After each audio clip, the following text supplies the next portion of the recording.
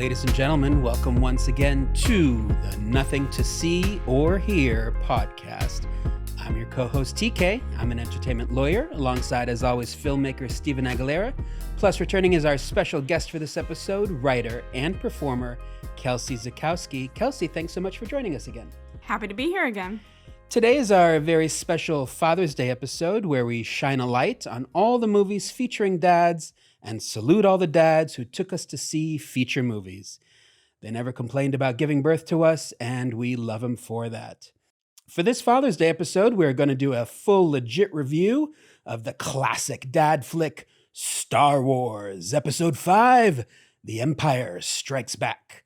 As always, we'll try to guess each other's ratings with perhaps a thought or two about movie ratings in general, and we'll be debuting a new segment on the NTSOH podcast. Steve and Kelsey try to convince TK to see a horror movie. All that, plus our dad stories. But first, this podcast is brought to you by our friends at Dollar Sock Club, who invite you to experience the ultimate in comfort, style, and community. How it works is simple. You put a single dollar bill in any old pair of socks you got lying around, mail it to the name and address provided, and within 5 to 7 business days, you'll receive your very own pair of gently pre-loved socks from one of our other carefully pre-screened members. Wear your socks proudly for 1 week, then put another $1 in there, and off she goes. And while it makes for the perfect Father's Day gift, the folks at Dollar Sock Club remind you that this is something you'll want to give everyone for every occasion. Christmas, Hanukkah, Eid al-Fitr. And can you picture the face on that special someone when he or she sees what you got them for Secretary's Day? Signing up is easy. Just do an internet search for Online Sock Community. Pay the initial monthly membership fee of €42, and you'll be wearing other people's socks in no time. And we want to take a moment now to thank all of our advertisers for making this podcast possible. So with that, guys, let's talk about dads. And for me, co-hosting a podcast about movies on Father's Day is perfect because one of my favorite parts of growing up was having my dad take me to see a movie almost every week. So I'm going to take a step back into the Wayback Machine and talk about how my folks split up when I was a kid, because I keep hearing from other people how traumatic it was and, stuck with them for a long time. For me, it was the opposite experience. It was, in fact, I even remember I was like 5 or 6 years old and my dad put me in his car, started driving. And then after like a long silence, he was just like, I got a townhome in Panorama City. And I'm like, no way. Can I visit? He's like, every Sunday and 2 weeks in the summer, pending judge's discretion. I was like, oh boy. And that was it. That was everything that was ever said about my parents' divorce. So beginning then for about like 10 years, he took me, like we hung out every Sunday, and I would say at least half the time, he would take me to a movie.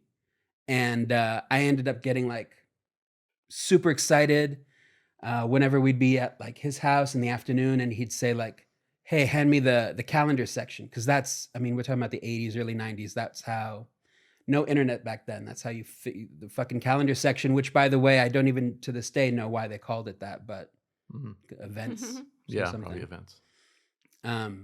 So whenever he would say like, hey, hand me the calendar section, I got excited. Like I was like Pavlov's dog. Like I knew we were in and we were going to have like a good time, no matter what it was. In fact, a couple of years ago, I started putting together a list of movies my dad took me to, just off the top of my head. I came up with 73 movies over like a 10-year period, something like that. And there has to be way more than that, but that's what I could remember. And that was like super special to me. So I'm glad to be able to tip my cap to my dad for introducing me to all those pornographic movies and among many others. Anyways, but Steve, I know your folks split up too, didn't they? Yeah, I think I was 11. I was trying to do the math. I'm not sure what the age is when you go from elementary school to junior high. That's what, 11 or Like 12? around 12, I want to say. So it was around then. I think it was that summer in between elementary school and junior high, but they call it middle school now, I think. Yeah, So they do. it just dated me a bit. But yes, so I don't have anything funny to say about that, unfortunately. But Your dad didn't put you in the car and tell you he just bought a house in Panorama City? no, we were actually building a new house and it wasn't finished yet. And then we went to live in it and there were no windows and the walls had no insulation. It was freezing. This is up in the Bay Area. My dad is quite the character, and it's so easy for me to just dive off in different tangents about, he's an artist and so forth. And if anything, I'm holding back with every other sentence and going on some different other story. But You should know, by the way, that like my mom just listened to our first podcast, like earlier today. And her only comment was, "Your father let you watch Ghost?" Out of everything we talked about, extreme haunts. Yeah. yeah, that's fine. So it does get back to them, just so you know. I met your mother a couple times, I think. How did you meet my mother? She was dropping you off or picking you up from Oh, someplace. sorry. I thought you had like a 7-season episode arc on it. Yeah, right. No, I actually met your dad too once. Do you remember when it was? It's pertinent to this podcast. Is it? Oh, were we watching like one of the prequel movies? Yes. Oh, okay. It was at the Chinese theater. Yes. Okay. It was. If it must have been 2, Attack of the Clones. Yes. Yeah. Yes. I was charged with holding seats for you guys while this line around the block to see the film on opening weekend was taking place. And good luck with that, by the way. I got swamped within minutes, but you guys showed up. Okay, well, thanks for not saving the seats or whatever, some sort of comment. And he goes, oh, by the way, this is my dad. And he goes, hmm. And it was sort of this perfunctory nod. And I saw the resemblance, but it was like kind of a less jolly version of you. Yeah. But he was pleasant enough. And then you guys went off to the front row, I think, where the last 2 seats were. And I never saw either of you again, I think, for the rest of the night. I mean, yeah, well, it's true. I mean, I've often said that I look like if my dad fucked my mom.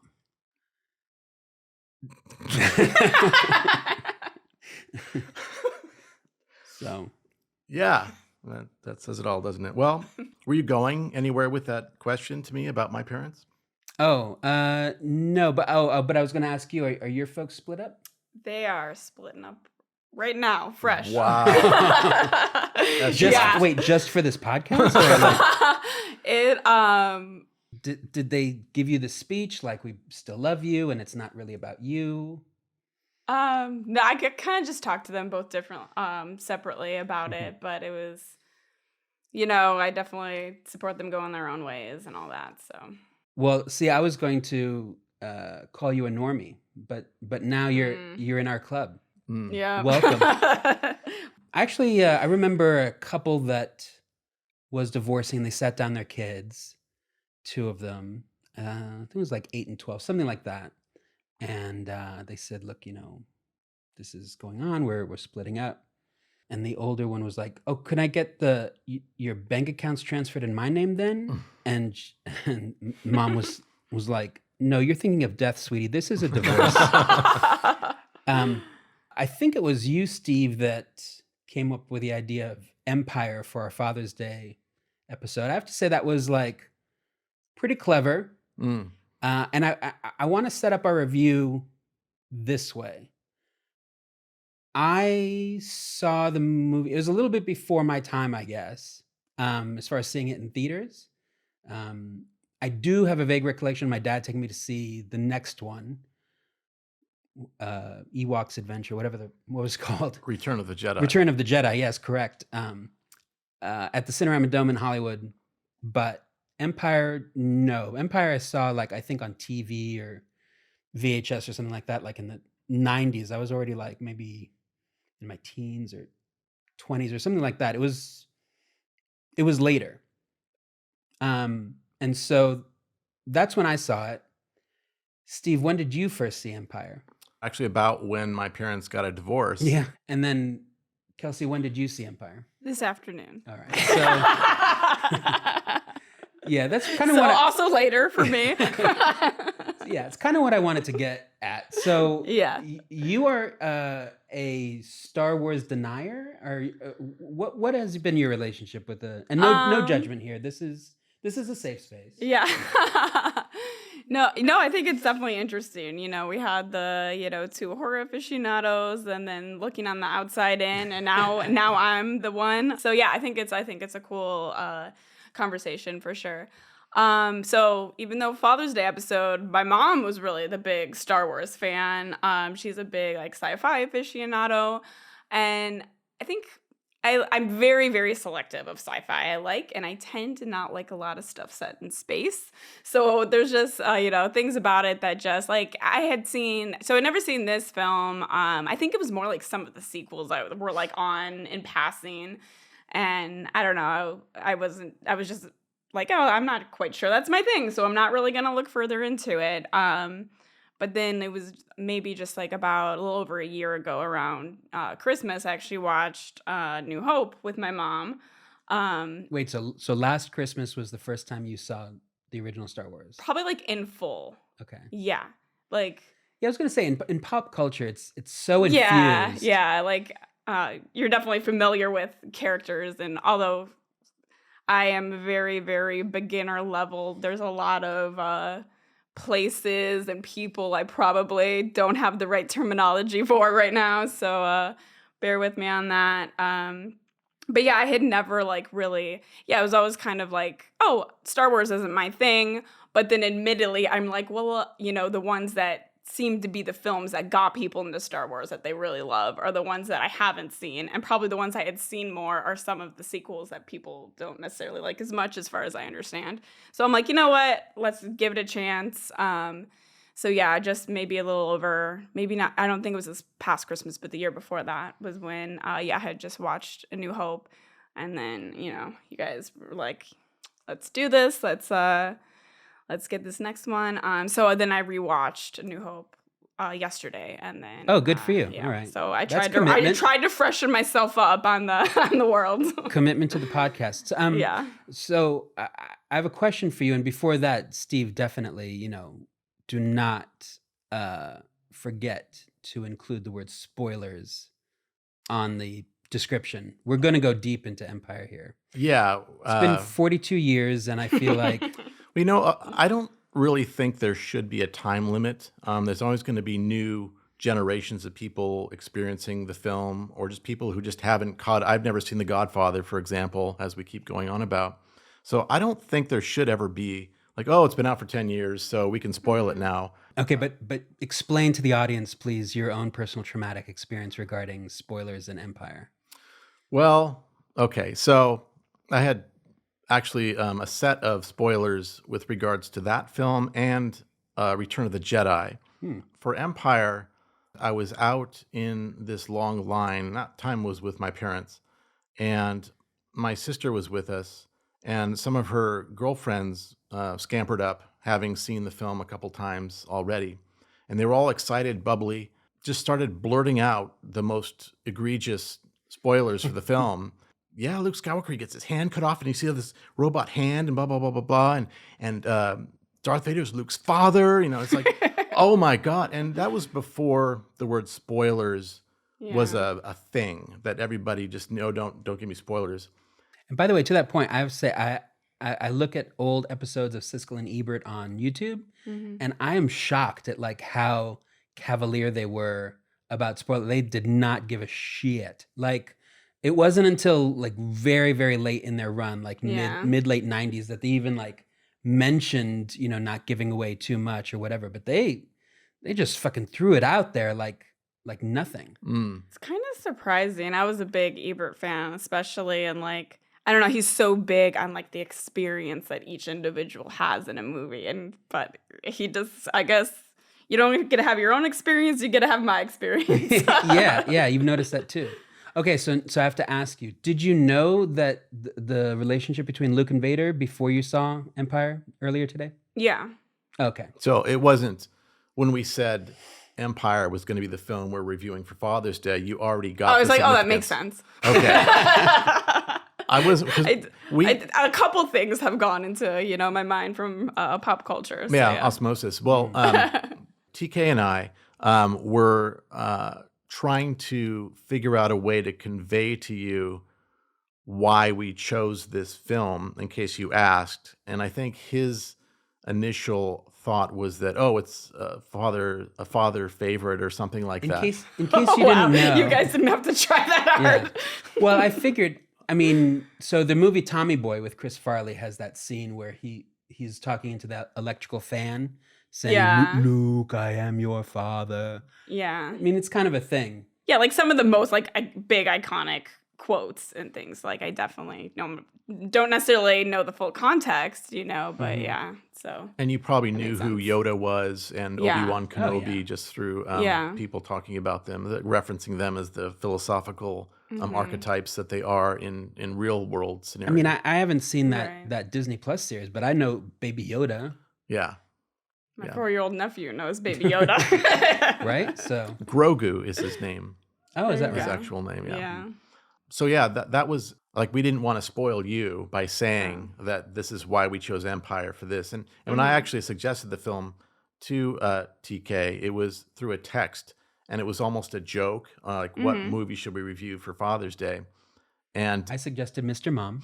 yeah, something wholesome like that. But yeah, so anyway, I in my mind envisioned you watching that moment, and the line is technically, "No, I am your father," not Luke, I'm your father. And I expected you to go, "Oh," and then laugh out loud. That's why we're reviewing this for Father's Day. But you knew the whole time. Yeah, no, it's like, okay, yeah, there it is. Okay. All right, well, that steals our thunder to some degree. Okay, well, did you like it? I liked it more than A New Hope. So basically where I'm at with Star Wars right now is I appreciate things about it. Definitely a lot of the themes, and I am a big fantasy fan, so I can see where even, maybe some more recent films, some similarities and all that. I think there's something about it that doesn't totally connect to me. I don't know, the language or the world just isn't quite totally pulling me in. And I like a lot of the characters, but I'm not super invested. So maybe I'm just not there at that point. But yeah, overall I enjoyed it. It's felt a little darker. I think Yoda might be my favorite, so I appreciated that addition. I definitely like, the wise sort of philosophy, and kind of getting the background on Jedi, and what is the pureness of the Jedi, and even getting a little bit of hint of where Vader kind of started, and the hint of, we know what he is now, but it was how do you go from A to B, and what might have that looked like? So that was kind of interesting just to think about. But yeah, overall, I think I appreciate it more than I'm ooh, I loved it, Well, I was curious as to your take on what you're just saying. The dark side, we're very much horror fans, and I thought, well, how much is that going to appeal to you? Darth Vader is my favorite villain of all time, and I know you've dipped your toes in Harry Potter. Just a bit. Yeah, so you're probably more loyal to Valdebon or whatever his name is. No, don't say his name. Yeah, that's. Do you actually feel a little bit of guilt or shame when you say his name out loud? Like somehow when you were a kid, maybe you believed the lore that you should never say his name out loud, or do you know what I'm talking about? Fear of a name only increases fear of the thing itself, as Hermione would say. Wow, mic drop right there. Well, no, not really. I'll say it. there was a survey, I think it was probably 7 years ago, online where greatest villains of all time were ranked, and is it Voldemort? The T is silent. Voldemort. Voldemort. Okay, He's French. he was ranked number 1, Oh, wow. and I thought that's very disturbing. It should be Darth Vader, who I think was number 2, because I'm obviously just in that camp. But I'm smelling a crossover. well, part of me wonders. I'm sure fan films have been made like if they had a battle, who would win, Darth Vader versus Voldemort, and they're both essentially magicians. I mean, if you took the lightsaber and the wand away, they'd still have magic or space magic, and it's a more crude, simplistic magic that Vader employs, where you're just gonna choke the shit out of you and throw shit at you, and it's more brutal. Whereas there's more of a flowery approach in the Potter world in speaking Latin Did you just phrases. call Voldemort flowery? I suppose so. I don't know if that quite fits. Okay, well maybe sort of a Like he's kind of like akin to the dark wizard Hitler or something. yeah. Okay. Well, Hitler was an outstanding artist as a youth. Let's not forget that. You can cut that out, by the way. You're like in defense of Hitler. Noted. But I think there is a very strong aesthetic to Vader's look. The shiny, gleamy armor, knight kind of a thing, like a dark knight. I think he's quite commanding looking in his voice and his breathing. There's a strong intimidation factor that he has, which I've always respected and really loved. I like Vader's overall look over Voldemort's appearance. Just say the Dark Lord. The Dark Lord. Actually, Darth Vader is a Dark Lord too. There you go. So yeah. Anyway, They'd be best friends. So you don't necessarily invest yourself into the dark side of the Force in a way that I would, because your horror background, your propensity to darkness. I mean, there was definitely like an interesting element there. Again, like it almost interested me more thinking what those like in between years or that transition was of kind of like, I think he's a very good, like you said, very like cloaked, mysterious, like there is definitely an aura of mystery there. But I almost see it as like he just this overall sinister like force, which works and makes sense and does a lot for the film. I guess I didn't get like the layers of who he is as a villain, which usually is what interests me most in villains. And maybe that comes in future films. I don't know.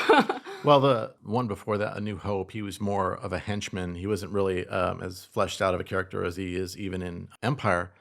But the prequels, which are the ones I think you've glimpsed bits of, those are all about Vader when he was Anakin Skywalker, before he turned to the dark side. Okay. And you see him as a little boy, and then the one that we saw, he was a teenager when I Met Your Dad. See, like I think even some of those later sequels, I was probably like maybe a teenager or like it was one of those things where like my mom probably was watching it and I was just kind of in passing watching some here or there. So even I probably don't have that good of a memory of like everything that went down in them.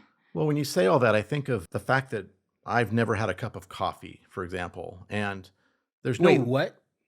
I know. I'm trying to process that as well. Like never? Never have had a cup of coffee. You've never been curious? Like, what is this substance? Well, okay. So I love the smell of coffee. Yeah, same. I love coffee ice cream.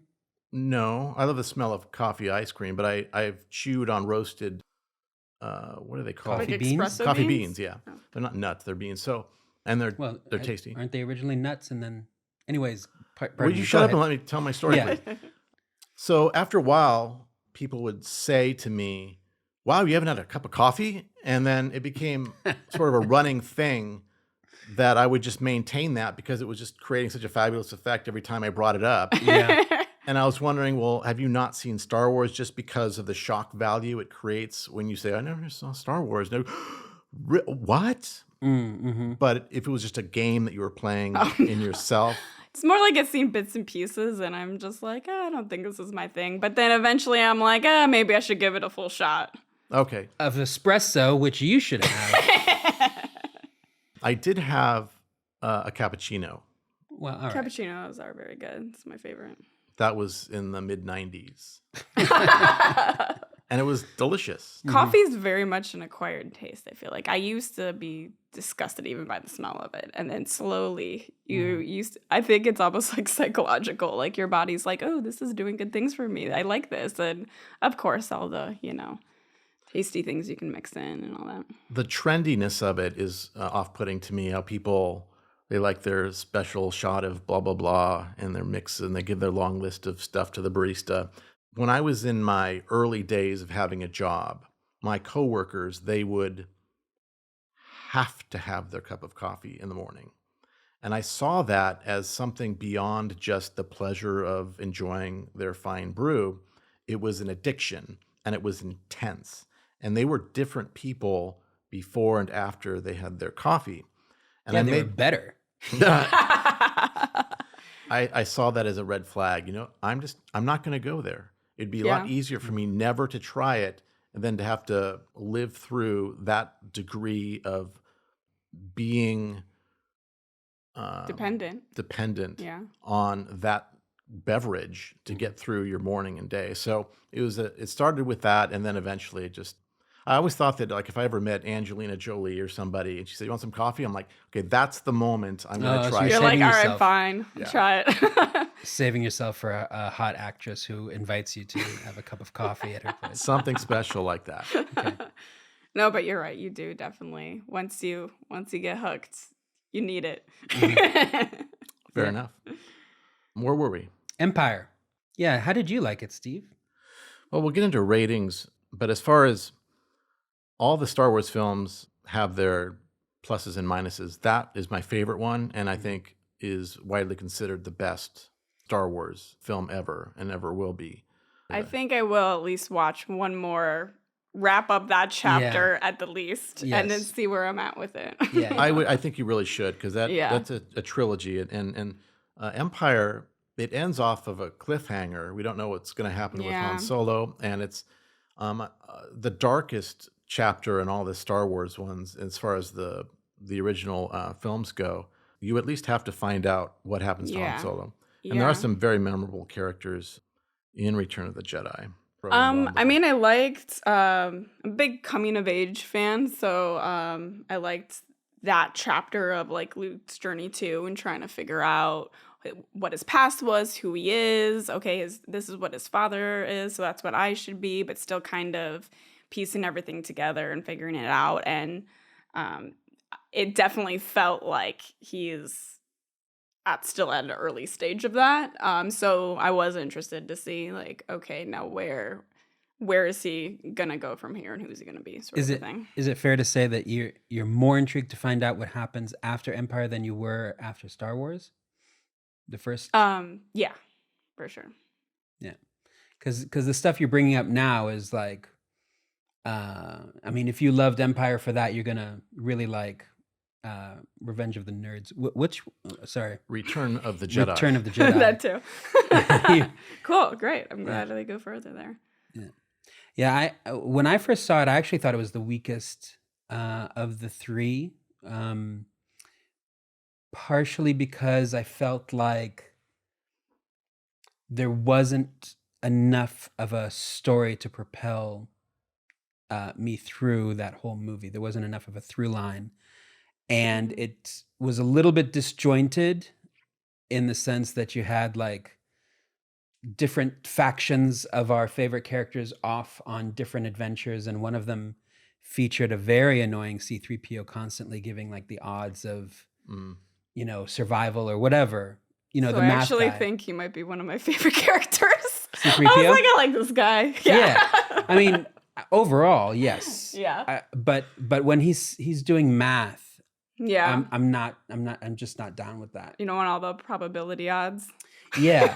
That's very much Star Trek. Mr. Spock used to do that all the time. And I think the main reason I have an issue with that same C-3PO point is because it was done before by Spock. So I thought, well, that's not very original. And there was some other movie I saw more recently where they did the same thing. I'm like, are they still doing... Oh my gosh, I even know what you're talking about. I've seen it too, and it was so blatant, and yet I can't remember. Yeah, it'll probably occur to me before we're done here. But was it Mr. Mom? No. But I'm laughing to myself when you're going over your critique of having first seen it, because I imagine you being like 4.5 years old, and your checklist of what's proper for the structure of a film is already there and in place. And there's also an aspect of, we'll get into this a bit later, but there's an aspect of everything that the rest of society would naturally draw as a conclusion about a film, whether it was good or bad or whatever. You would have some completely different take on it. And as long as I've known you, like I remember, was it Star Trek First Contact, the one with the Borg? Have you seen that movie? You're not even Star Trek either. Okay, well, it's considered kind of like The Empire Strikes Back and being like the best of the movies for Star Trek: The Next Generation. TK is like, yeah, I don't know, I didn't really like it. And I'm like, why? And I expected him to say, oh, that whole time travel paradox, it doesn't quite logically work out because one thing would cancel out the other, something logical like that. He's like, no, it's because in the beginning, when the Borg go through this wormhole to go back in time, Captain Picard said, follow them in or something. And I didn't think that's something a captain would ever say. And they lost me at this point. And I never would have anticipated anybody using that point as the pivot to which to tune out of a story. It's very much, he's quite a bastard actually when it comes to criticisms, but society has uses for everyone. And I use him as, like yourself, Kelsey, somebody to bounce my screenplays off of, because he will just completely shred it and give me notes on things that, like, wow, I don't know how anybody could have approached that as a note for this point in the story, but God bless him. I Honesty. Yeah, it's there, and it helps me to assess what the most critical minds on the planet would do to my story if I had sent it out to the world before filtering it through to catch these things. I think it's not surprising to me that the best Star Wars film ever made would be like analyzed by him initially as being Yeah, initially though, but I've seen it a few times and I've come to appreciate it more, especially the last third. And in this case, I kind of admire the movie for breaking with structure, because the third act is not any type of positive resolution. It's the opposite, and they went for it. I mean, they knew they were doing a trilogy, so fine, fair enough.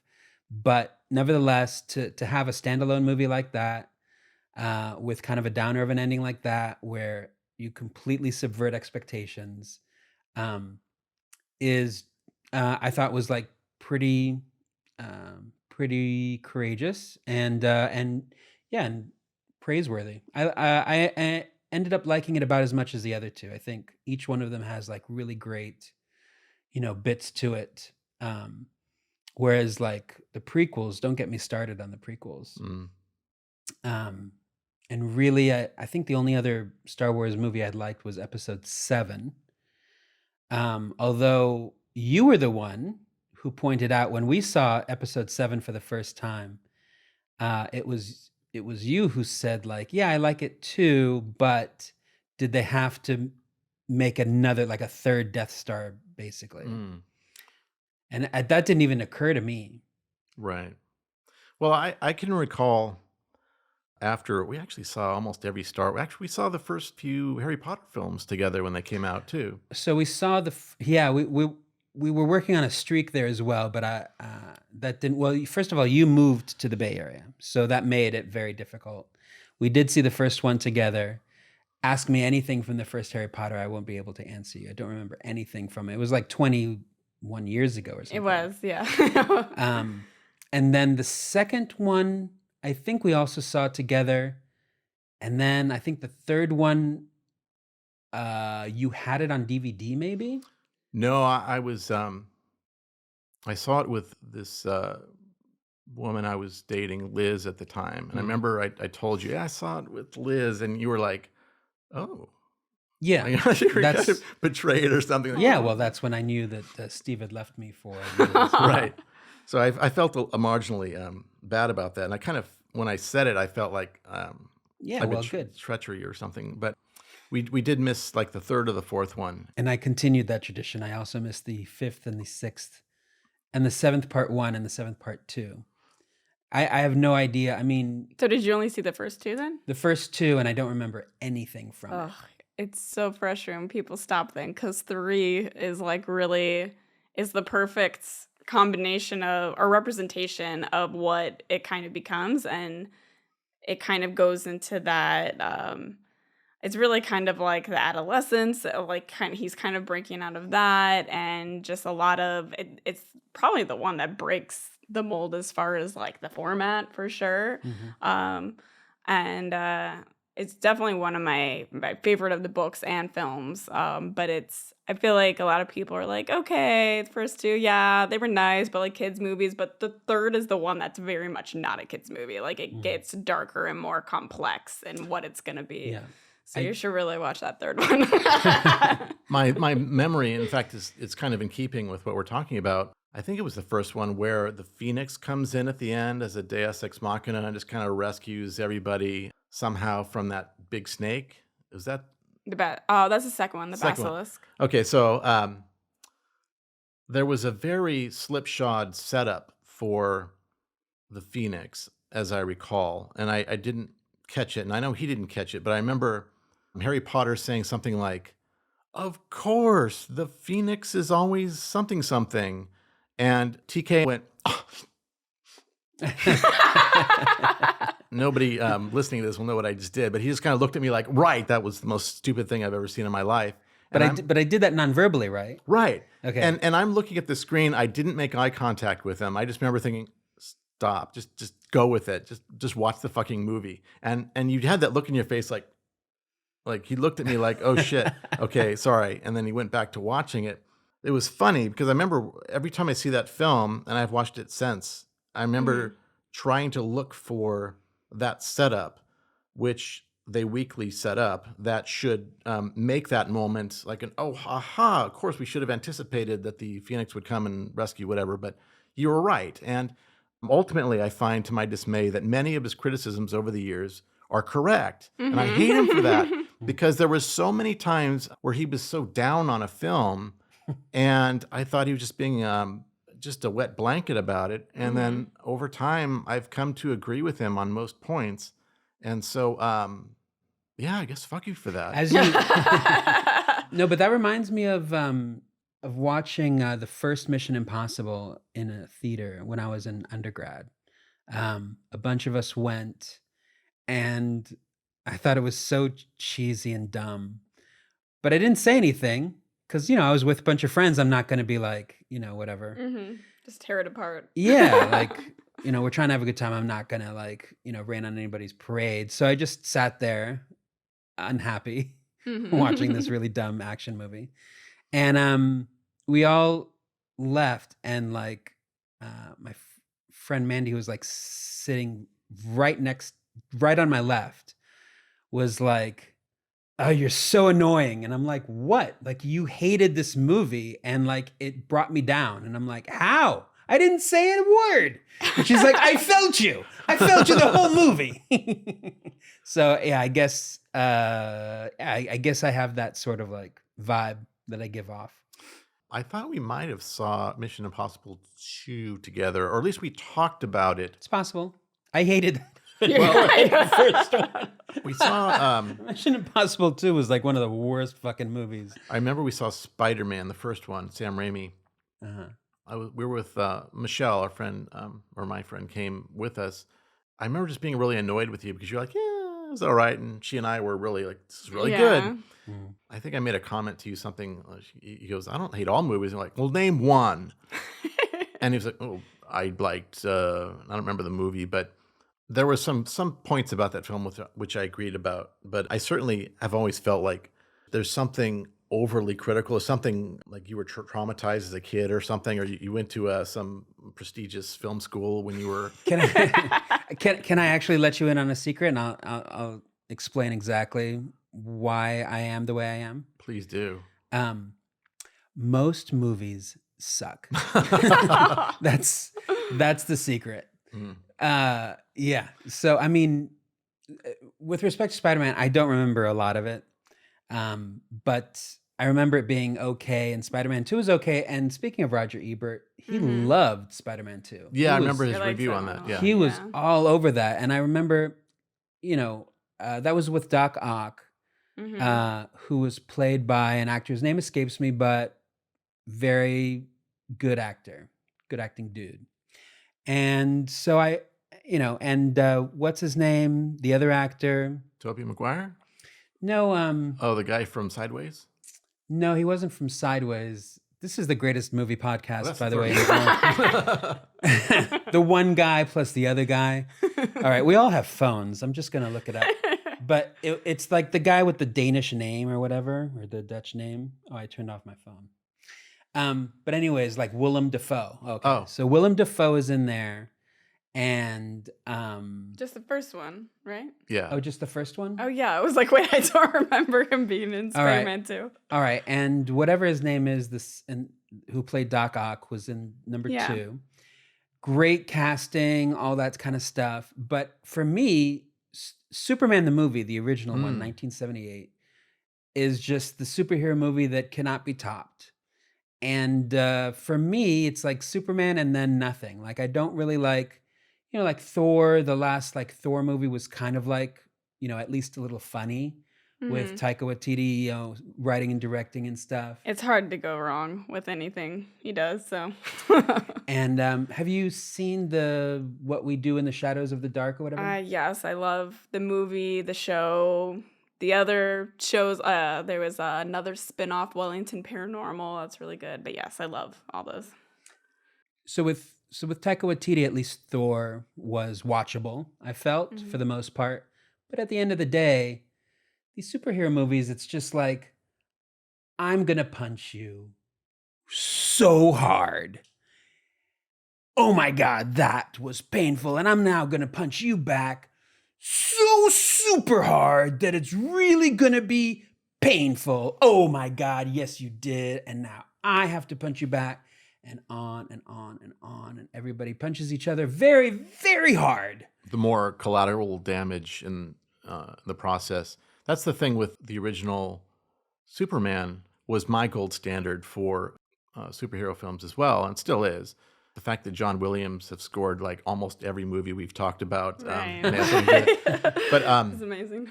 it's when they did Superman, not Superman Returns, but the one with Zod.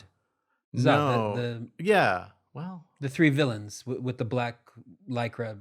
it was the one, the first one with Henry Cavill. Oh, yes. Actually, that's a great example of exactly what I'm talking about. That came out in, I want to say 2010, 2011. Yeah. Yeah, that's a great example of I'm going to punch you hard. I'm going to punch you harder.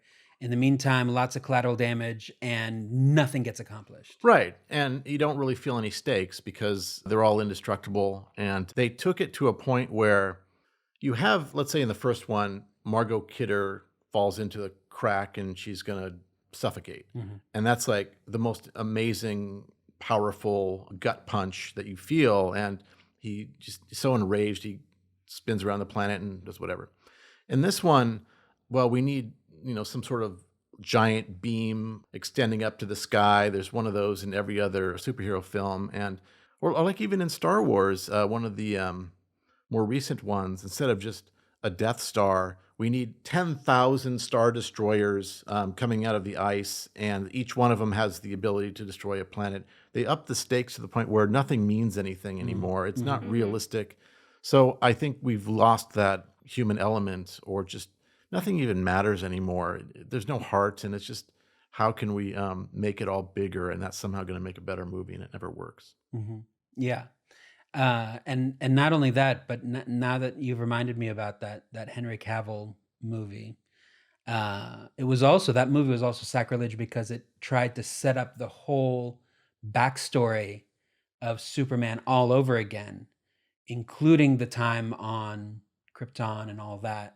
Basically tried to remake the original Superman, which just like, that was offensive.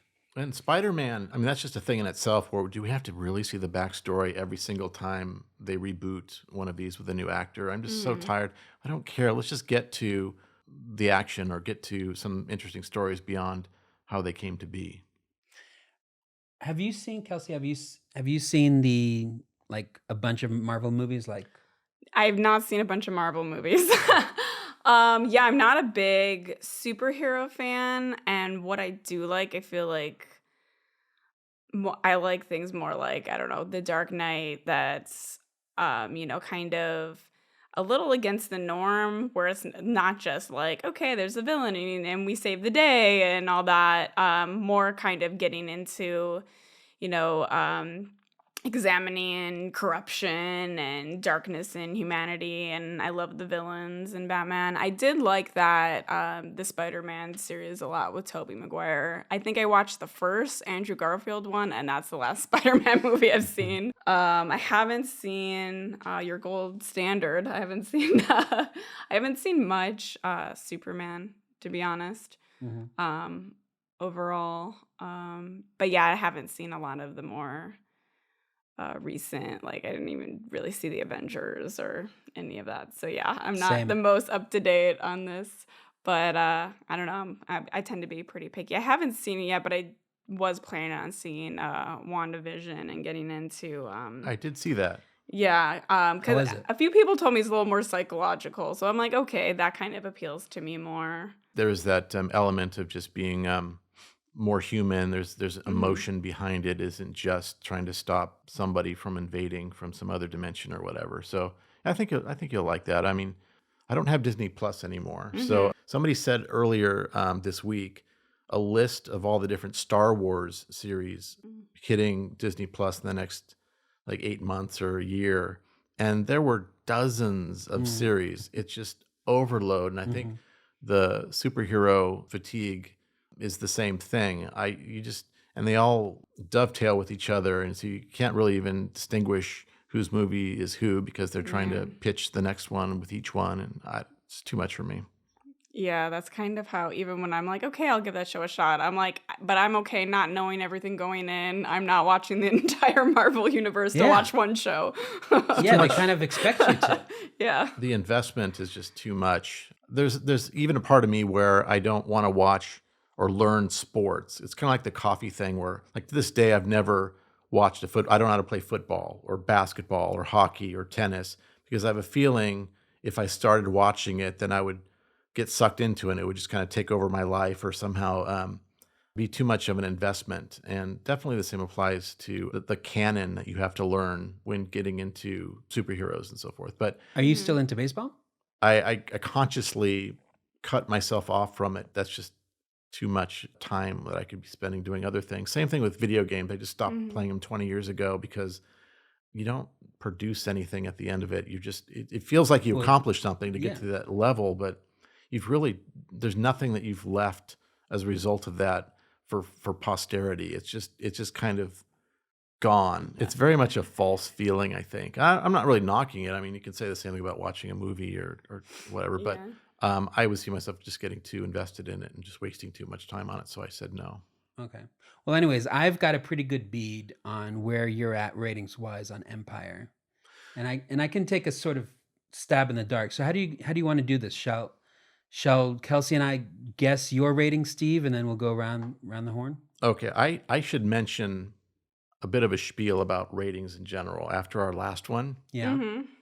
So, never having actually rated a film officially, but just thought to myself if it was something I wanted to see or not see, or just looking at other people's ratings, I think I've had a bit of a misconception on what it actually means to rate a film. And I think the general consensus is to watch the film and then assess its quality compared to all other films that existed. And there's so many different factors. There's how well the production value went, the quality of the acting, whatever the different factors are. And you look at that and you go, okay, this is how good it was. This is how well it was made. And then you can say, if it was really well made, it's a 10. And if it was really badly made, it would be like a 1 or a 2 or something. Well, that's not what I did. And that's not really how I approached ratings. Instead, for me, it's not how good was it or how well it was made. It was how much I liked it. And that you would think, oh, it should be the same thing. But it's not. It's like, I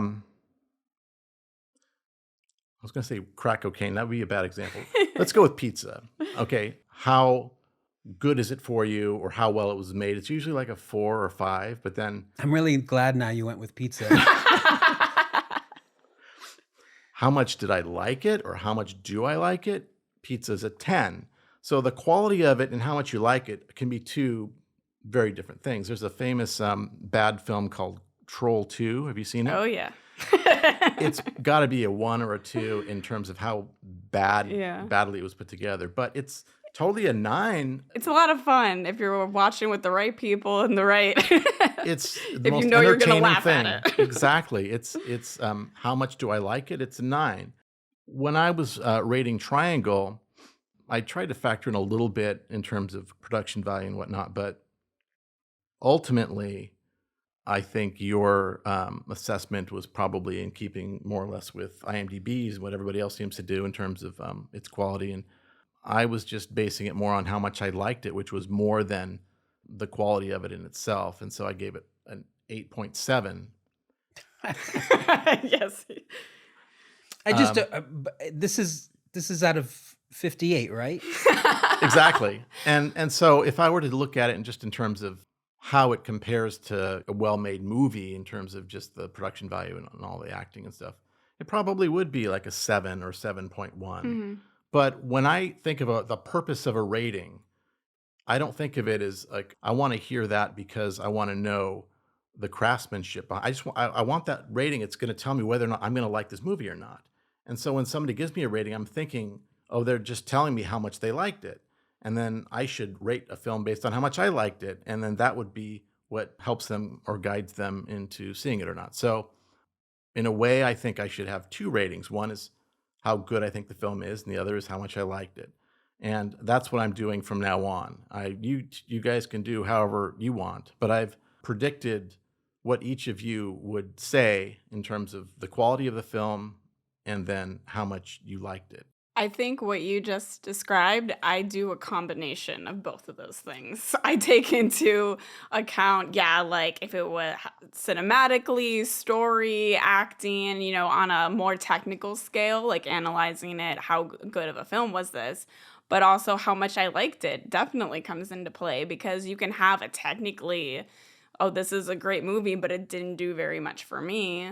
Then it's hard not to rate it a little lower, or vice versa. Okay, maybe this or this could have gone better. I can knock that down a few points, but it, connected to me and made me feel so much. I'm going to rate that higher because part of story's job is to have an impact. So if it has an impact on me, that's a better film, So I kind of do a combination. And I think that's probably the wisest course for simplicity's sake. There's one channel I follow on YouTube where this woman gives something like 4 different ratings, like oh wow, one for scares, one for originality, and 2 others. I don't know, but yours is probably the best approach and what most people would do, I would think.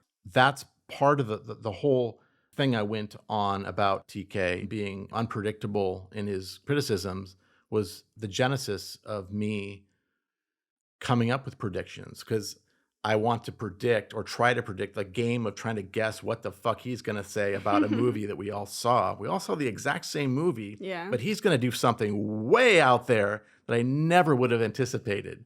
And I'm comically into this game of trying to guess what that could be and knowing that I will lose every time, but there's something fun about that, but also in a way that makes him wrong. It makes me make fun of him in a good-natured ribbing kind of way.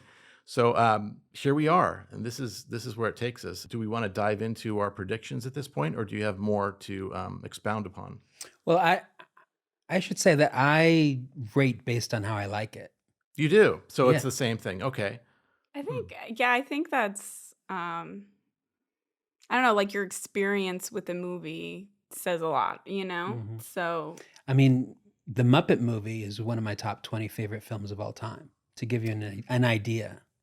Okay. It's just for me, when I think of Back to the Future or Forrest Gump or Fargo or Election, all I'm thinking about is those really, really fun scenes that I can't wait to see again. So that's all that goes into Triangle. Was just shitty movie. And that's Oh, come on, we got farther than that. You warmed up beyond shitty.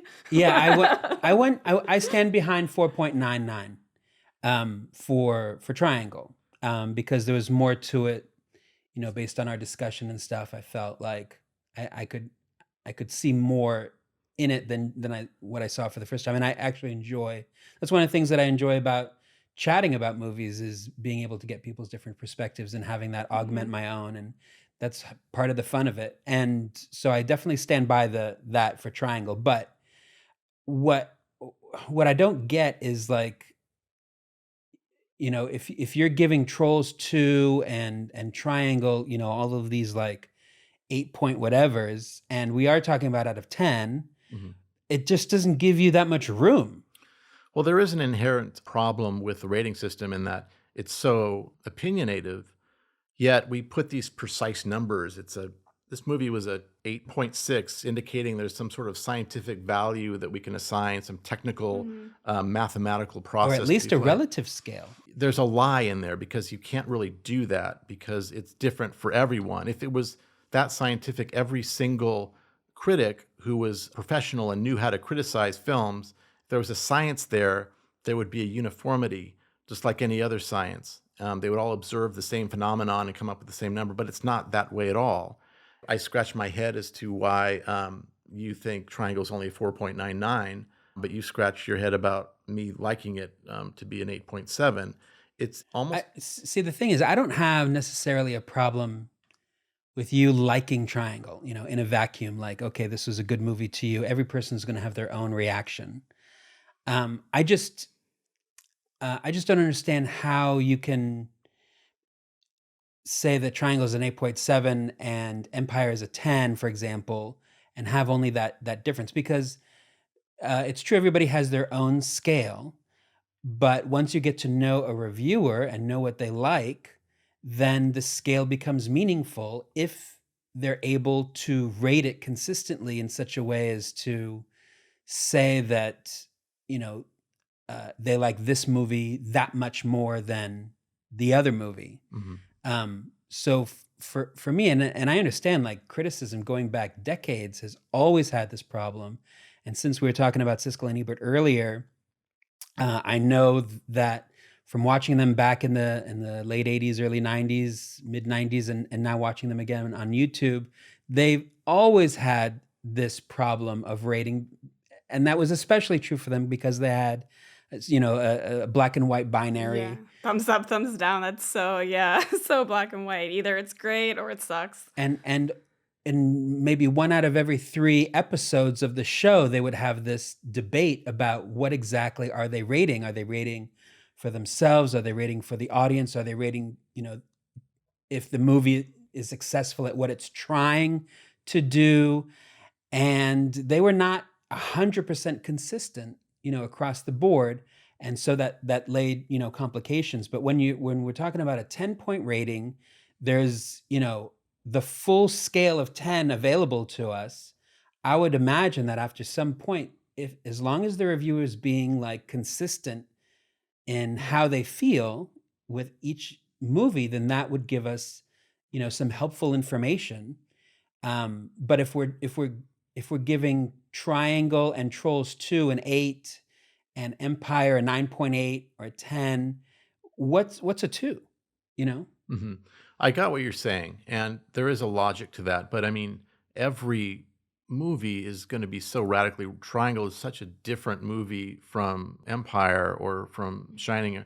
They're all so unique. It's hard to compare any of those two and give a number based on... I mean, each one is like better at what? I mean, each one has different strengths. So again, it goes back to how much did I like it? I kind of have to ignore all these different points of genre, or whether it be the strong acting or the writing or whatever. Just how much did I like it? And it does seem like it would be a weird draw to have Triangle about the same level as Well, let's just say Troll 2 is about the same level as one of my favorite movies, RoboCop, or maybe Back to the Future or something. They're just so radically different. And it's frustrating. There's no answer I can give you that will make sense of it. It makes me wish there was some way to invent a new rating system that would make us all be on the same page. But you're just never going to like that movie as much because it's not your genre and everything else we talked about in the review. So I don't know what to tell you. I mean, at the end of the day, the way that Siskel and Ebert, quote unquote, solved the problem is just by talking about the movie and explaining what they liked, what they didn't like. And that was the information that everybody could take from it. Yeah, it's more valuable than the thumbs up. And that's my favorite part of ever watching those shows was their discussion about film. And Yeah. I really loved that. And that's why I never really minded the sort of binary choice, because at the end of the day, whatever, I heard what they had to say, and that's much more important. Yeah, I came around to, if I was writing reviews, giving it a rating, but for a while I wouldn't even include a rating because I'm like, everything you need to know about my thoughts and analyzing this movie and what the experience was and whether I would recommend it, read it. It's right here. The rating is not going to say it better than I'm going to say it right here. But I also get a lot of people just want bottom line. Yeah. How good is it? Should I see this movie or not? But yeah, I kind of, again, it's a mixture of technically how good of a story and movie and everything, and then how much should I like it and how much would I recommend it. I kind of view it as yeah, and I rate very few like full, I guess like full stars because to me, that's like this movie blew me away and connected to me on this deep level, which a lot of movies are like very good for me, but not quite that. And Right. obviously it's gonna vary, person to person. Some people tend to just rate lower. Some people, and I totally get that too. Like there's like I love Killer Clowns from Outer Space, but like I wouldn't quite. I love that movie, cannot love it more, but I'm not calling that a perfect movie, So I probably would rate it a little lower, but there's not really any wrong answer either. There might not be a right answer, but there's not a wrong one. It's however much you liked it, how that's your overall analysis of this is how good or not good this movie is to me. My dad actually had a pretty tidy rating system of his own that he used, and he would give his rating at the end of every movie that he took me to see, and it was pretty simple. It was 3 tiers. Mm-hmm. If he really liked the movie, he would say that was a good movie, and to my knowledge, I only remember a couple times that he's ever used it. I think he's used it more, but I only remember Thelma and Louise and The Commitments. That's musical kind of, but the vast majority got his second tier, which was it's a cute movie. That's all he said. That was the full rating and review. That would be everything from Snow White and the Seven Dwarves to Point Break, whether it was Predator or Pinocchio. Cute movie. That was, and then if it was really a terrible movie, very rarely he would go to the third tier, which was it's kind of boring movie. And that was, I remember him saying That's the that lowest. Yeah, you cannot get lower than kind of boring. And for that one, I only remember him using it on The Accidental Tourist, which I'm going way back here. This is like Gina Davis, John Hurt from, I think, 1988 or 89, 90, something like that. And Bonfire of the Vanities. And God forbid you should go. Yeah, because he rarely used that one. But that was it. 3 tiers. Now recently, I think I heard him say pretty good, which really that almost like broke me because I didn't understand, like, is that replacing cute? Or is that now a 4th tier between cute and good? I don't know. But that was the way my dad did it. And it worked for him for, 40 years now. Well, all this makes me rethink how we should go about rating our films. I mean, we're doing the 1.5 or the 1 through 10, Mhm. and I've got my numbers predicting what you guys thought of Empire. Mhm. Right. I guess like 5 stars is a little more simplistic. What it's like, hated it, didn't like it, or it was Yeah. pretty flawed. 3 would be liked it. 4 would- really liked it. 5, this was an amazing movie. But Okay, then I'm they glad do you half brought that stars up. too. Yeah, true. Sorry, what'd you say? They do half stars too, like 3.5 and so forth. So we're back to 10. Okay, so I've been like puzzled by this for a very long time. So this is like the Netflix Yeah. system where they give you 5 stars and 3 stars is liked it. So you're not even halfway through the fucking stars and you're already liking the movie, which to me seems like bullying, like they're pressuring you to like a movie. And so there's so many movies that I ended up not rating at all that I would have liked to have rated because they were meh, they were okay. They were 2.5 or whatever. 3 is like meh to liked it for me. There's a range Well, there. no, but that is the rational way to look at 3 stars. But Yeah. I'm not going to play Netflix's game. If they're going to come in with 3 stars as I liked it, I'm sorry, I'm not rating your fucking movies. Netflix, go I think they actually changed it. Now it's Did they? thumbs up, thumbs down. Yeah, I used to actually. thumbs up, thumbs down. There was a period where I was very much admiring Netflix because when I saw their ratings, it very much aligned with how I saw that movie. Like, wow, this is the first time a rating system really works for me. And then they took it all away, and now they just give you a recommendation on, you're going to like this 93%, or what the fuck does that even mean? And let you do a thumbs up or a thumbs down, I think. And Yeah. maybe a double thumbs up now is a new one that they're adding. Double thumbs up. I really liked it, is what it is. Hey, like, I mean, at the end of the day, that's just 3 stars, is Mm. what it is. It's just, do you like it 1, 2, or 3, down, up, or double up, or all the way up?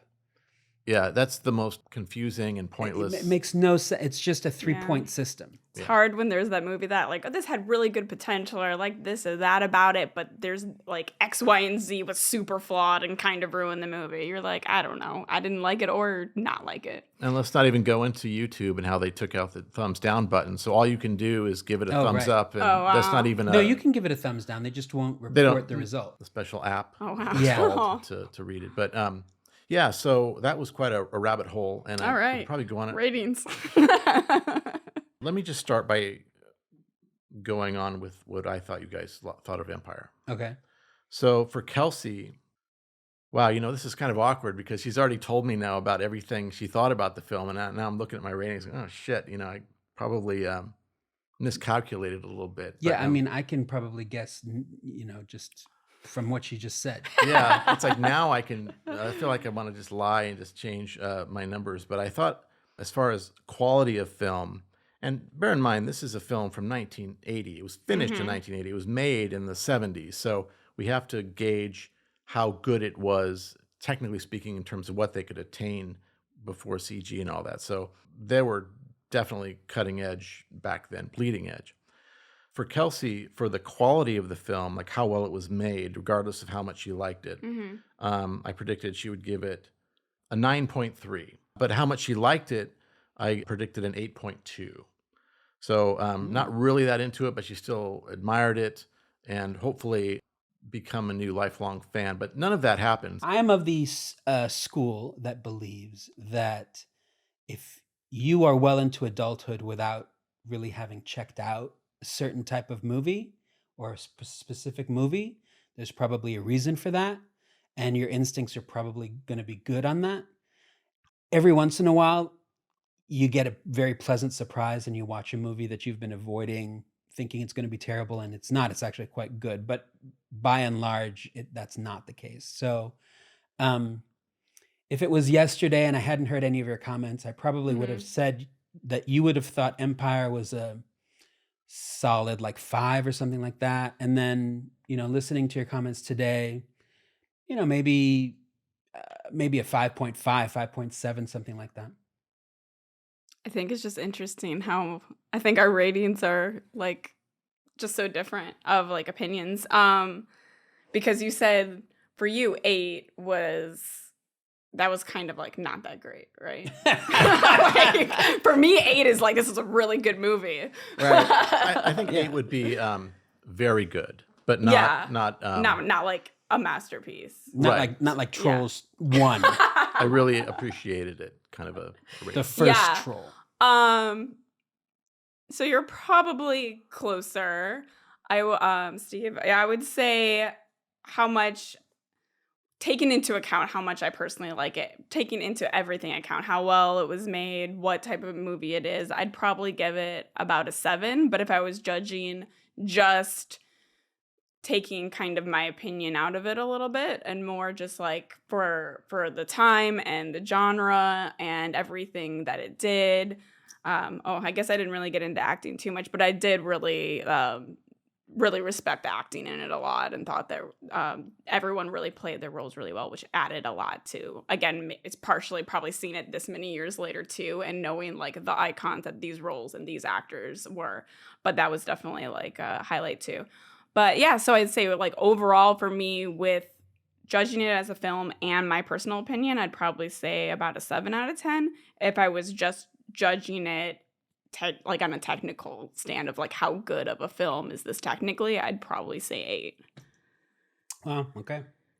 Good. And for TK, the quality of film, I put 8.4, and then for how much he liked it, an 8.35. Pretty close. For a average of 8.375. I think, unless C3PO wants to correct me on that. I want to say like a 7 is just what I would guess you would say. So I feel like you're really picking up what I'm putting down, Kelsey. I normally would have a critical eye. As a matter of fact, Empire happens to be one of my top 30, 35 movies of all time. I'd put it right there at about 9.2, something like that. Okay. It's definitely grown on me over the years. I maybe would have had a 6.57 the first time I saw it, but I've really come to appreciate it. And like I said, it's a top movie for me.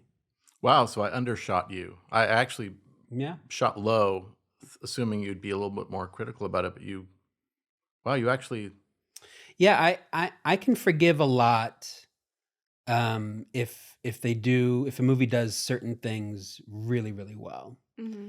And for me, like the last third of Empire, and I'm going to mention some technical aspects, but I don't mean to separate that out from how I liked it. How I liked it is very much founded upon some technical aspects, especially in the third act with set design and set decoration and lighting. I mean, the scene where we first see Vader come in into that room, and to see, our heroes interact with him for the first time is just like amazing on a technical level and story level. So and the fight scene, of course, at the end, which is very different from what I was mentioning earlier, the I'm going to punch you back, with nothing ever happening. This time something does happen. So I think for all those and other reasons, I give it very high marks. Great. What did you guys think I rated it as? Oh, gosh. Again, we're at a 10. Mm-hmm. Do I have to do the thing that you did with the technical and how you liked it? No. So I'm going to go with a 9.8. I was going to say 9.5. So I said quality of film 9.8. How much I liked it, 9.8. Oh, okay. All right. That, for an average of... I figured it was going to be pretty close to 10. And I did write that, just so you know. Yeah, no. I'm not making that up. I see so, Paul, he's somehow better than me because he knew what I would like, and I didn't know quite what he would like. So his analytical... Yeah, you didn't give me enough credit on that one. Although, to be honest, I mean, I think both of you have a pretty good sense of where I'm at. I'm very critical of movies. And by the way, only more so as time has gone on. I'm rewatching some things now, both movies and TV shows that I used to love as a kid, and in a lot of situations, heartbreakingly so, they just don't hold up for me. Yeah. All kinds of, even a show like Night Court. You guys remember Night Court from the 80s? So it was, so you had this thing called a TV, right? Missed that one.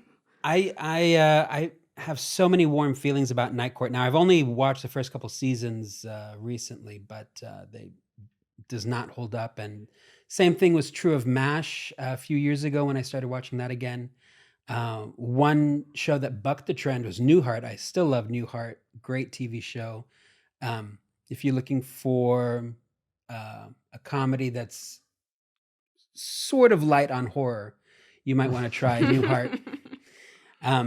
But I do want to start doing a segment where we review movies in a new unit of time that we saw at least, say, 8 to 10 years ago or earlier, Yeah. and ask ourselves if still holds up, or we can do the opposite, where is it still crappy or whatever.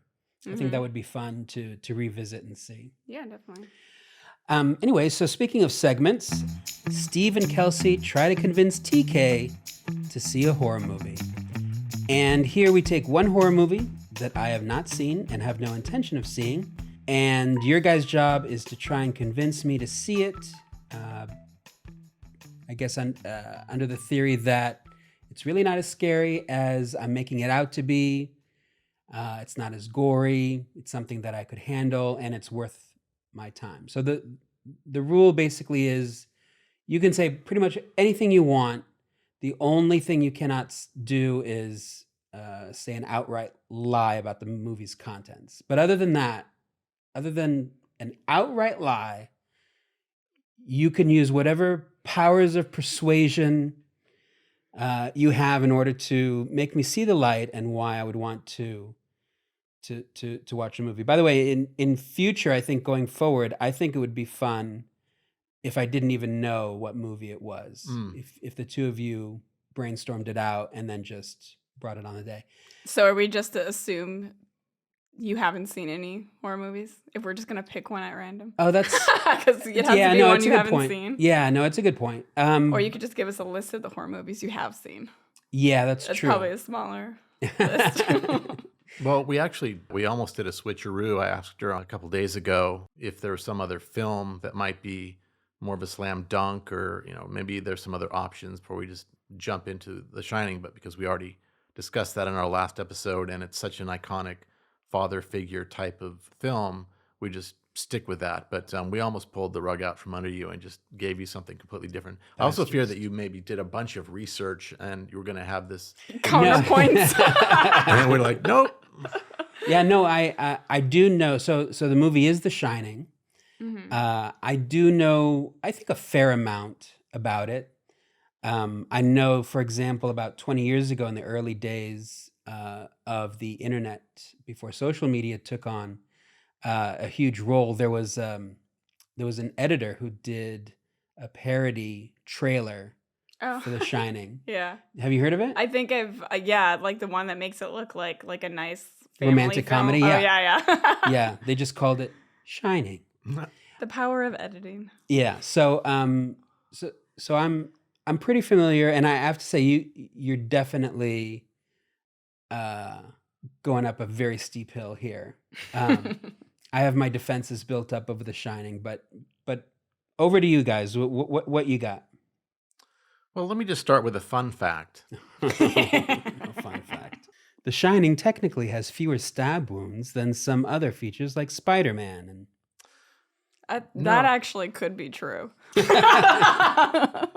The Shining was released in theaters the same week as The Empire Strikes Back in 1980. Oh, no kidding. Well, look at that. That is something I did not know. It would have been even more poignant if it were Father's Day weekend somehow, but it would only be poignant to us because we're doing a podcast on it. They were released 2 days apart, Empire and then The Shining. I suppose there's something almost spooky about that because we happen to be talking about those. Oh, so this is spooky then? Yeah, you're already frightened, I can tell. I think, okay, so I rewatched the film on Saturday. I didn't really come up with any new information or thoughts about it, except that the era in which it was made had a couple of points which I should bring up. One, the pacing is a lot slower than The Ring or something, whatever that would have been made more recently. There's not like a lot of intensity. There's not like a lot thrown at you, a lot of jump scares. It's more atmospheric. It's more just settling in with this family and just watching things deteriorate. I can't say that there's no blood in it. If you've seen the trailer, there's a shot in the film that contains literally more blood than has ever existed in any movie. Right, a river of blood at like the elevator. The elevator, Yeah. yes. But it's more... It's like almost artistic and beautiful, says the horror fanatic. I'll say that does not put me off. I didn't think a river of blood. I mean, it could be like, yeah, it's just like red red water. paint, sure. Yeah. But yeah, you're definitely not a ton of jump scares. I agree there. And there's blood, but mostly it's not like a lot of attacking or death scenes, it's more just seeing a view like almost after the fact of the carnage and just haunting history of this place. Well, I think adding to that point about the era in which it was made, there's an element which I don't think they ever would have considered while they were making it as being a point of interest for me. But if you watch, let's say, North by Northwest by Hitchcock, have you seen that film? Cary Grant? Well, I've seen Vertigo.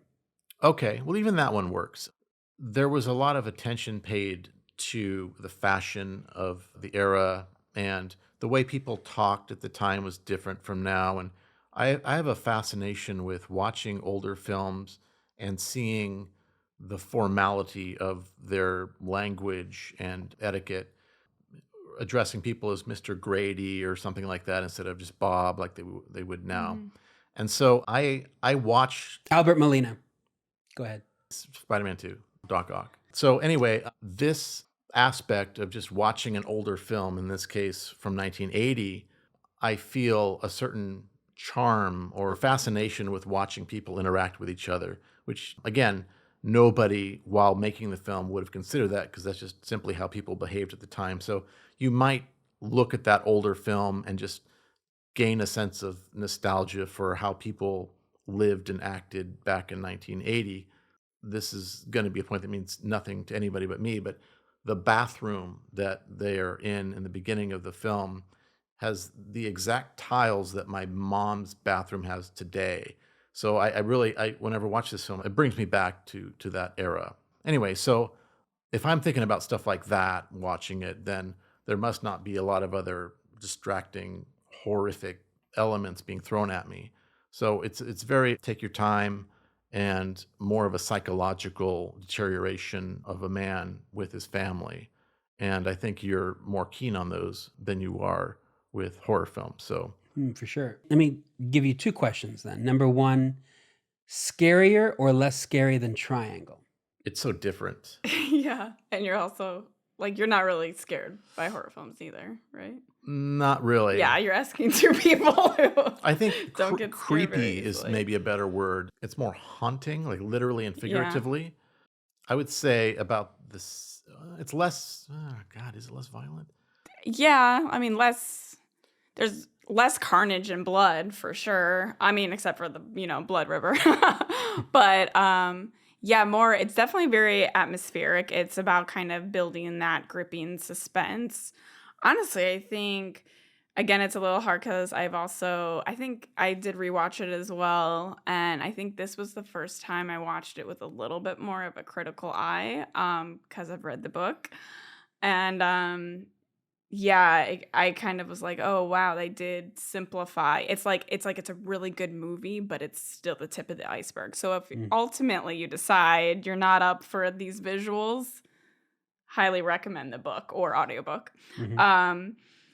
But I think more than anything, it really is a cinematic, just haunting, gripping, fascinating masterpiece, and how it's even just the camera movements and the Steadicam looming shots, and just a lot. There's a lot of good imagery and metaphors of, from like I don't think it's any big spoilers here of anything, but of how far that like predatory sort of deterioration happens, even kind of little things pointing to what's I mean, it's not pretty much from the point he gets there pretty early on, he's already kind of losing it. But yeah, there's just a lot of great imagery shots of showing that, kind of looming down that predatory gaze, and how his family's gonna be prey to the horrors there.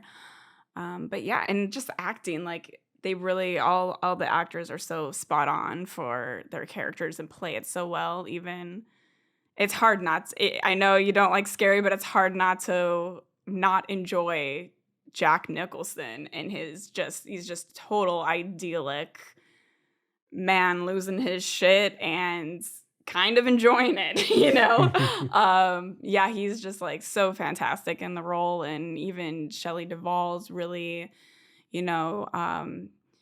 shows that timid, sort of afraid to speak out against someone she loves, but also total mother bear of will face against terror to protect her child. And so let me pick up on that point. Mm-hmm. Talk to me about Shelley Duvall in the bathtub or whatever. What's happening there? I've heard that's a kind of a creepy scene. That's a different scene. You're thinking of Yeah. Room 237, right? With the Yeah, That's okay. Well, Shelley, it's not Shelley Duvall, but it's an okay. iconic scene from it. Yeah, it's a random. It's not really a character that we. It's again just mysterious. We don't get what's happening necessarily. But I want to bring up a point. Last episode, we talked about how much I dislike screechy women who just scream hysterically when we should ideally have them be more proactive or just given more credit as characters than just being that victim. This film with Shelley Duvall, she's hysterical. Like she in real life had something of a mental breakdown. I think had to be committed for a while or something afterwards because she was pushed so hard behind the scenes. But she doesn't annoy me at all in this film. I just wow. her performance is just so believable. I mean, there are points where I was like, okay, you don't need. She's being a little bit too overprotective of her son, and I think, okay, I can't relate to that because I'm not a parent and I'm not a mother, but I can still extend an understanding that, okay, I could see how she would actually be that protective and fearful for her son's safety, and especially her son's kind of flipping out and so forth. So Mm-hmm. I'm actually okay with the performance. I admire it a great deal. And Yeah. for her to get to that place of just hysteria, even before I knew what pressure she was under behind the scenes, I think she just did such an amazing job. So I just wanted to say that she doesn't annoy me in this film at all. I like her despite her doing everything that I said that I hate. Yeah, it's very real and even a little heartbreaking at times, but yeah, for sure, Yeah. great performances. And normally I pretty much want to say I hate all children, but that's perhaps more broad than is true. But normally, like little boys usually kind of gross me out. Like for some reason I don't like if I had to play catch with them or something, then I feel like okay, we can play catch, and I sort of warm up to them, and I can break down that wall and just relate. But I'm not really a kid person. This kid, as much as he's got snot and spit and everything coming out of his face in some scenes, and he's not even a really. I don't think he's done any acting before or since then. He's just that one-time thing. He doesn't bother me. I feel for the kid. So that must mean it was written well, or maybe I just watched enough times to where I can just, I don't know, go along with it. But it is a Stanley Kubrick film. Don't you like 2001? Isn't that one of your films? Yeah, in fact, Stanley Kubrick is one of my favorite directors. Not just 2001, which for sure is one of my top 15, 20 films of all time, but also Barry Lyndon and One Flew Over the Cuckoo's Nest. That's was that Kubrick? Oh, I'm sorry, Clockwork Orange. Okay, there you go.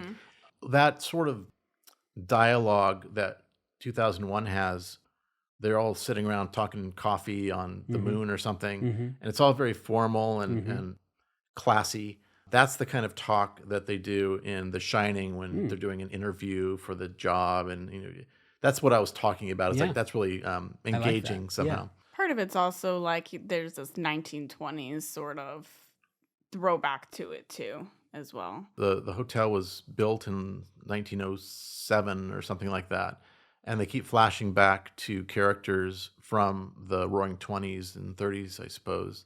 For me, there's always been something creepy but cool about seeing vintage photographs like sepia tone or just black and white pictures of people that like these people are all dead now. Yeah. And there's pictures on the walls of the hotel and stories described from the manager and so forth that stir my imagination. I find it fascinating to think about. Like normally ghosts are from like Victorian era, they're that cliche sort of, but these are slightly more modern, I suppose. And I just like the feel of all of that era, the whole contrast of them being party animals basically from the 20s and hearing some of the music that was played in the ballroom, and you see them all interacting as sort of figments of the past or whatnot, and contrasting that liveliness and formalities with the fact that they're dead. We're talking about dead people and death itself. I like that juxtaposition. So it's more of an artful perception that I have of it that comes across in a way that transcends just being scary in you're being attacked sort of way. It's wow, there's an aesthetic to this, and I think they'll respond to that more closely as a horror theme than just axe murders. So, speaking of axe murders, where does that axe end up? That would be spoiler territory. Do we want Yeah, to? you want to know the ending? Is that what you're saying? Like, does it wind up in somebody's eyeball? No.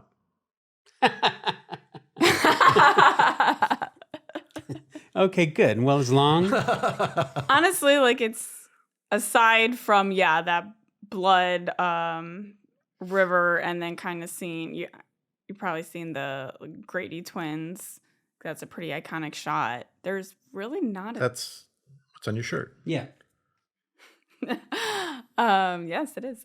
Yeah, there's not really a ton of like there is an attack scene, there's that chase, that cat and mouse sort of suspense.